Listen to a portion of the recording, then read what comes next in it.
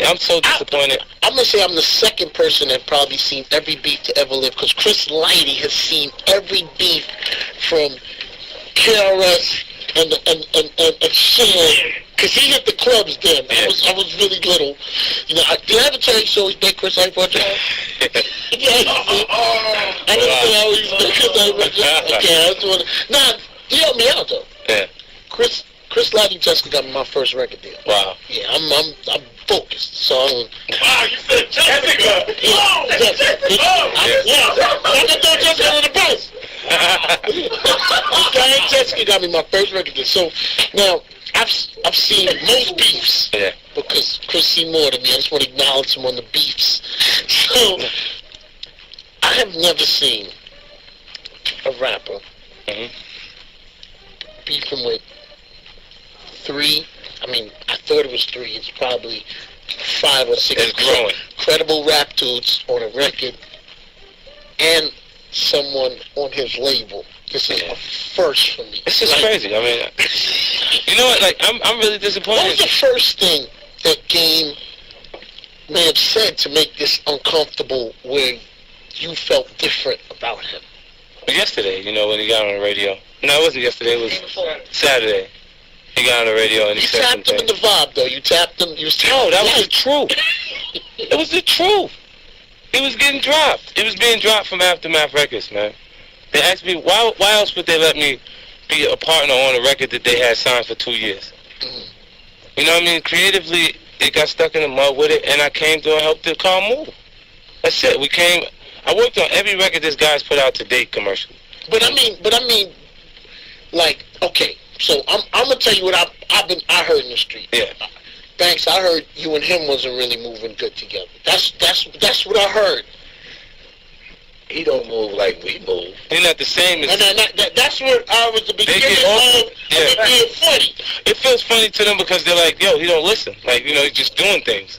You know what I mean? And then people, when this album came out, there were people who called and asked how come I believe your name wasn't shouted on the credits. Yes, and that's not that he said anything. I think it's a rapper thing because Banks is lyrical. Like, he's probably the most lyrical artist. I'm a beast. On G-Unit. I'm a beast. Yeah, straight up. I'm a beast. And because of that, you know, I think he has issues with that. Because I'll say that clearly. You know what I'm saying? With me, I'm a great songwriter. I make good records, and my records perform the best. So while we look our formula. So Banks, did you and him ever bump heads? No. It's not that. It's just words or just creative rapper thing. We fall under a certain umbrella, man. We follow suit, man. I don't care if 50 diss your moms.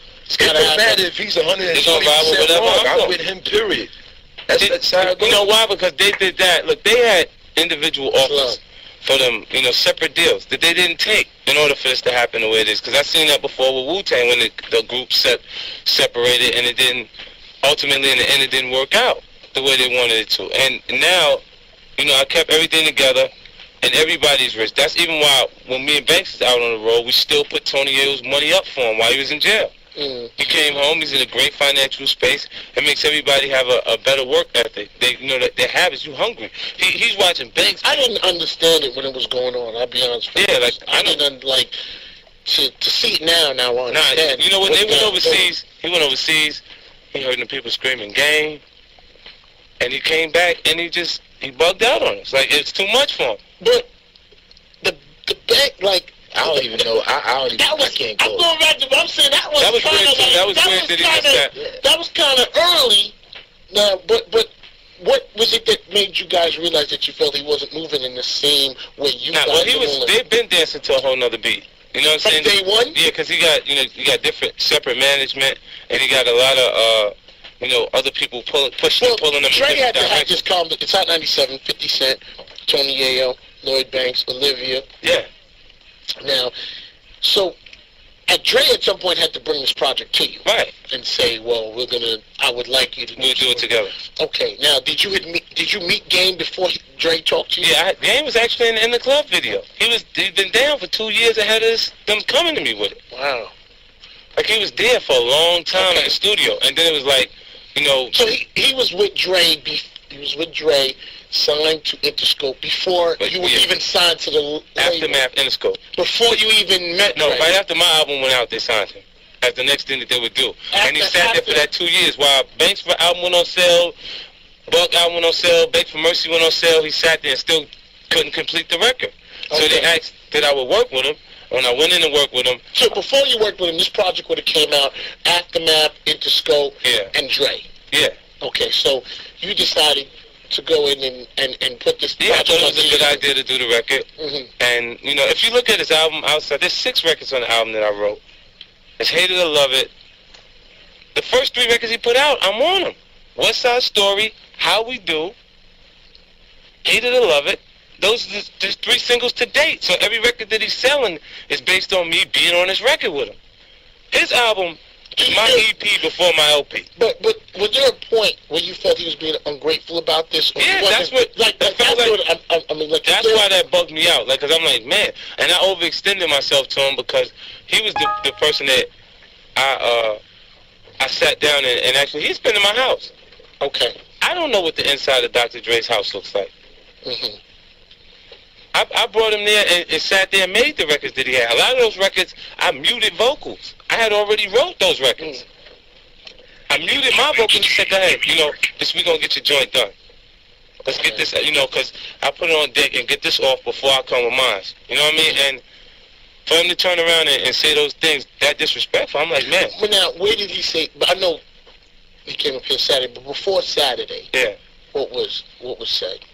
Not much. It's always, like, there'll be things that float in the street, things that they, you know, that there's a problem. He mentions a time, because the writer in Vibe had asked you about it. Yeah. And I don't know if it was on Andy's show or it was just on the station. He had mentioned that sometimes, as a crew, as a team, things happen, and there's maybe argument, shoving or pushing. See, we ain't never did that. I guess that's, see, in all honesty, this is the real talk right here in New York. We ain't never had no pushing and shoving match. That's entertainment. He said that the first time, and I answered that I was trying to follow up with him and not make him look crazy by saying it didn't happen. Because he says a lot of things and then turns around and takes it back. You know what I mean? Like, he says what he said about Jay-Z to make him attack him.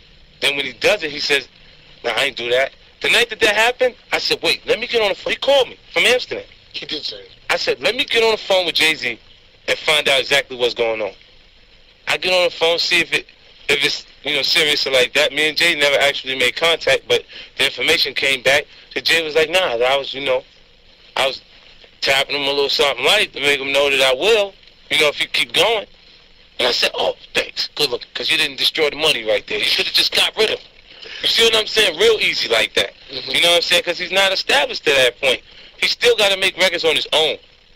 He hasn't made anything by himself yet. They bought that record based on material that they heard with me and him on. You see what I'm saying? And now, like, when Jay comes, after that, he fades, he does the issue, he had the issue with Joe Buttons.